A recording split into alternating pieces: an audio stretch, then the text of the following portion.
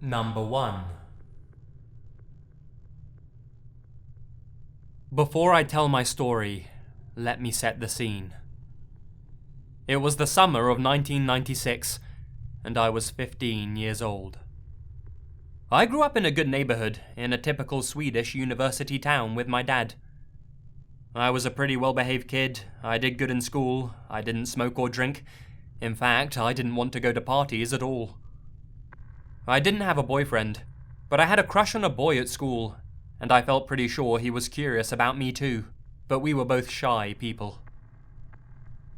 This took place in the end of August, when the light summer nights start to slowly grow darker, and the days shorter. It was a very hot summer though, and all of the popular girls would wear white tight tops to show off their flat stomachs, and one day I bought one for myself, just to try and see what it was like to be a quote-unquote normal teenage girl. I had those silly shoes too, the Spice Girls inspired ones, that sprained my ankles during that era. Afterwards, I wonder if the outfit is what started it all. Suddenly, I started to get notes. They were placed in the basket of my bicycle. Notes with messages such as, "I like your style, baby," and "growing into a woman before my eyes." I didn't tell anyone. I strongly suspected the idiot gang at school, and I thought they were teasing me for changing my style. Teenage logic. We've all been there, right? To show them that I didn't care, I wore my new style all the damn time. One morning, I noticed that someone had stepped on the flowers in the flower beds under several of our windows, and I told my dad about it. He worried it was someone checking the place out and planning a break-in, and asked me to turn on the alarm whenever I was alone. Things had gone missing before, insignificant things, but still, you never know. My dad owned a rather successful small business, and to celebrate the 10-year mark, he wanted to treat his employees to a weekend away, and had booked a place up in North Coruna. I was used to being left alone at home. Sometimes his work demanded that he travelled for a week or so, and it wasn't a problem. Again, I was a good kid. And anyway, only a few houses down the street lived a couple that we knew, and they usually checked in on me if I was home alone for many days. They had no kids of their own, and often helped out with everyone else's. It was on the Saturday that it happened. I arrived home very late on my bicycle, after watching Cutthroat Island at a friend's place. I walked in the front door, and I noticed a draft. Had I forgotten to close the windows before I left? Then I noticed that the alarm was turned off. Had I forgotten that too? I walked through the house to the living room, when suddenly, Mr. W, the man from down the street, stood in front of me. "Hi there, kiddo. Did I scare you? I just came to check on you." I found this strange, since it was well past 1 in the morning, and he smelled of alcohol. I'm fine. I'm off to bed now." I got the strangest feeling. Despite it being a hot summer night, I was shaking with cold. Something inside of me told me that this was an extremely dangerous situation. Something about him was just off, as if he was wearing a mask, as if someone else was behind his eyes. Not the friendly Mr. W that I had known my entire life. "Wine?" he said, and nodded in the direction of a wine bottle. I shook my head. No. I don't drink. My dad, you know. I tried to sound normal, but my voice didn't feel like my own. "Oh, you're almost a grown woman now. You can do as you wish." He poured wine into an unwashed glass. "I've been watching you. You have really grown." He kept telling me how beautiful I had become, and how he had noticed my clothes, and that I surely knew it was an open invitation to men. He said, "I'm a nice person, don't you think? I'll be good to you. You can trust me. I'll be real gentle." I start to back towards the front door, but he stops me by grabbing hold of my upper arm and pulling me towards him. Don't be like that. No one likes a tease. When I try to break free, he laughs and goes, "Wanna play, huh? I can play." He starts to shake me. I feel how much stronger he is than I am, and I realize I have to make him let go long enough for me to run. At this point, it's as if someone else hijacked my brain, and I started saying and doing things that I wasn't even aware I was doing until afterwards. "Yeah, I like to play," I hear myself say, and he smiles and starts to touch my hair. He dragged me off to the bedroom, and I tried to pretend I was into it. I had never had sex, or even truly wanted to have sex, and I had no idea how to fake it, but I tried. The moment he tossed me down on the bed, I said, "You've got to lock the front door and turn on the alarm." I tried to look eager and not scared out of my mind. "Okay," he said. "Don't move." I was on my feet faster than I thought possible, and I locked the bedroom door from the inside.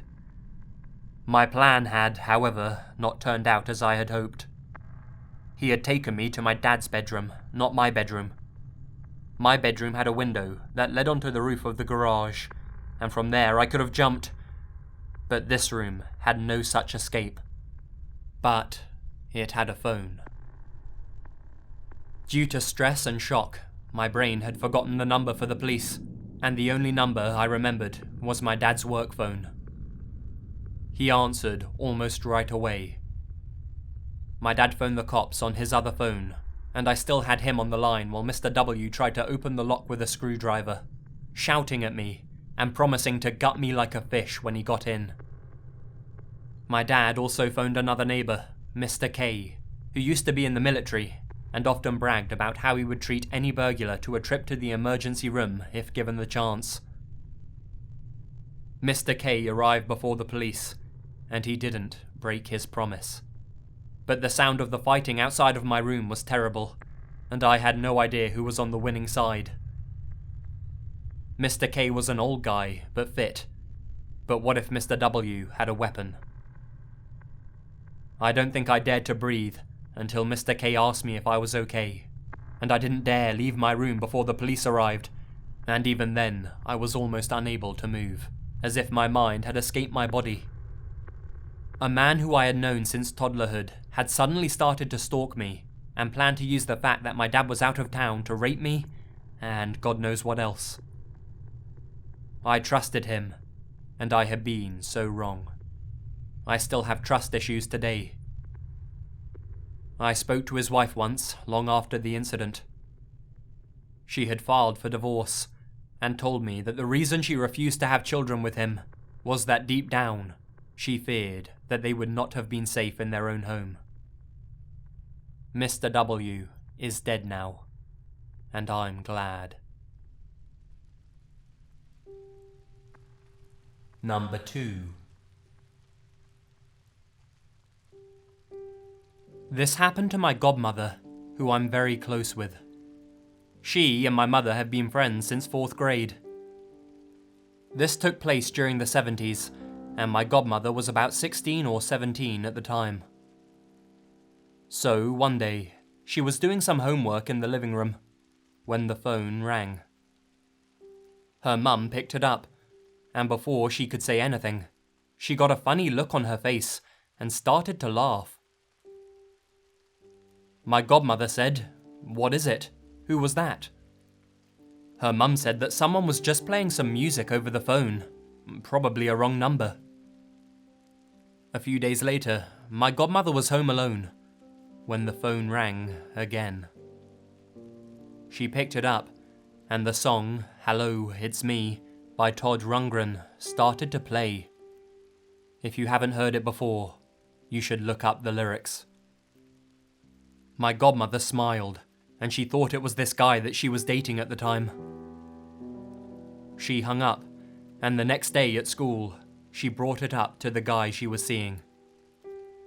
He looked confused, and said that he never called her. She brushed it off as someone who just had a crush on her. The phone calls were coming in about 5 times a day now, and she was both annoyed and freaked out. And each time she picked up the phone, that same song was playing. Finally, one day when she answered the phone, she said, "You've been driving me and my family insane for the past month or so knock it off." But that only seemed to make it worse. Now she was getting calls at about 1 in the morning. Fast forward about 2 months. This had been going on for a while, and one day, my godmother decided to go to a record shop with some friends. While she was there, she noticed this middle-aged guy looking at her. She didn't think anything of it, until he walked up close to her and started looking at some records. And then, he takes a Todd Rundgren record, shows it to her, and started whistling, "Hello, it's me," the song that played whenever she answered the phone. And with that, she told her friend she didn't feel very well, and she left. And just like that, the calls stopped. She doesn't know what that guy's intentions were, but they definitely weren't good. Number 3. My New Year resolution 2012 was to get in shape again. After my first kid was born, I lost my athletic interest, but I had every intention of getting it back. So I started running 4 days a week with my friend Hannah, who is a great runner and motivator. We would run after work, 5 to 10 kilometers, usually favoring the forest trail. It's the kind of trail that got lighting in the darker months of the year, so you can run there anytime really.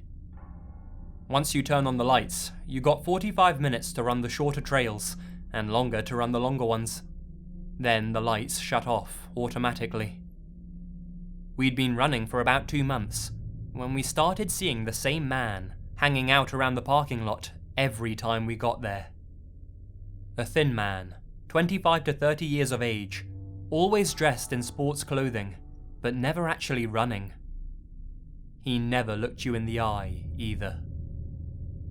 We speculated that he could be homeless and camping nearby, because he was constantly there. We got used to seeing him, sitting somewhere close by, silently, and always on his own. We felt sorry for him. He never seemed to talk to anyone or interact at all. But there was something about him that made us hesitate to talk to him or ask him if he was okay. I can't pinpoint what it was, but something wasn't completely right with him. One evening, Hannah didn't make it to our run, and I decided to go on my own. I arrived at the parking lot, my car being the only one there. I did some stretching, turned on the lights, and set off on the 5-kilometer trail. I hadn't seen the thin, silent man when I started my run. Perhaps it was too cold to sit there, now that it was autumn, dark, and getting closer to the freezing point. He must have been there though, somewhere in the shadows, because when I got to the top of the first steep hill, I could hear heavy breathing somewhere behind me. I look over my shoulder, and I see him. He is running like a man obsessed, in regular shoes, not running shoes, with his arms moving in a really strange, stiff manner, as if he was made of metal. His hands like arrows, straight and in an upward-inward angle, sort of like a sprinter, but more extreme, moving like a robot. For the first time, he looked me straight in the eyes, and they were the eyes of a predatory animal, and it made my heart freeze. He had never done anything to harm me, or anyone else as far as I knew, but the look in his eyes alone was enough to let me know that I was facing a serious, serious threat. I started running faster, trying to create distance between us, and I could hear his heavy breathing getting even more strained. I ran like my life depended on it, adrenaline pumping through my body and giving me new strength. I tore off my necklace and I threw it on the ground, thinking, I must leave a trace if he takes me. Something must be left behind. I tried screaming, hoping someone could hear me, but I couldn't scream my lungs out and keep up the pace at the same time. Why is he doing this? What does he want? Who is he? I thought, as I started to feel my lungs burn.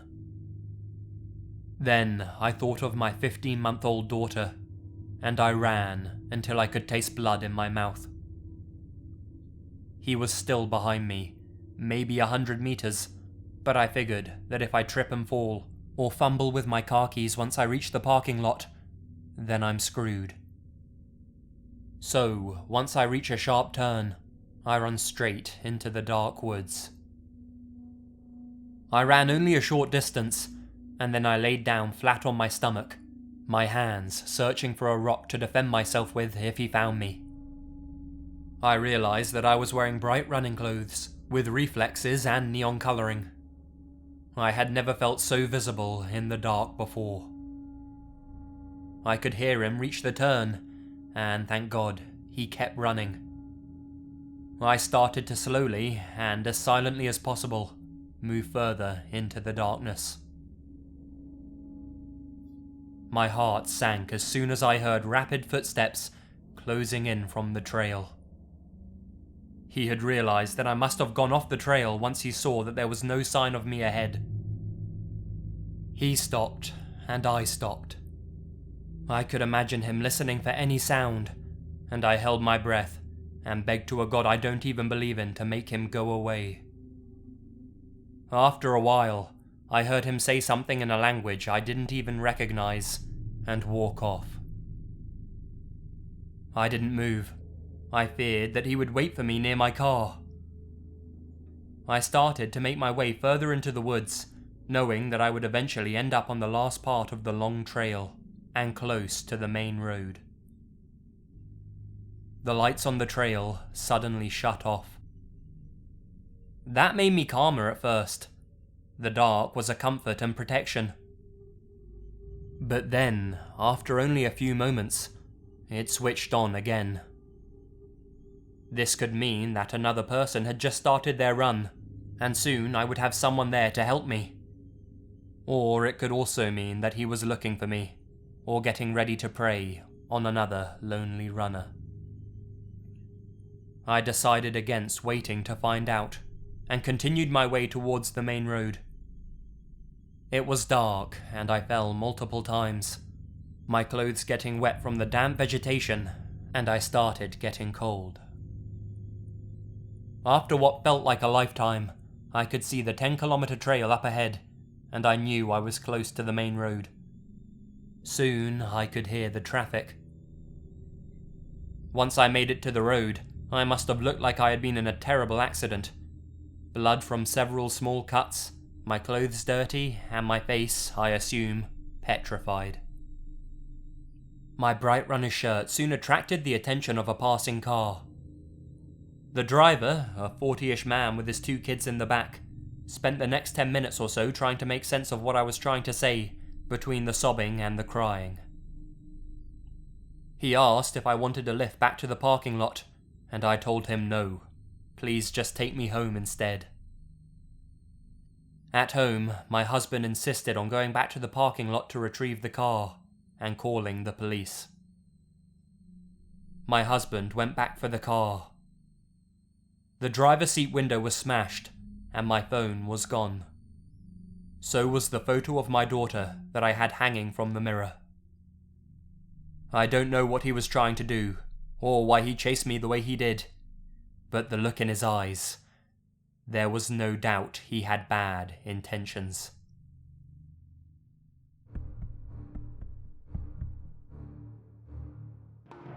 Hi guys, Lazy here, and thank you very much for listening.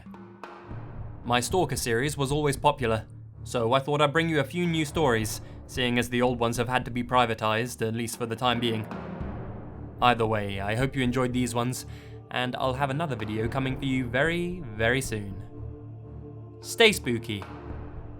And remember, the best things happen in the dark.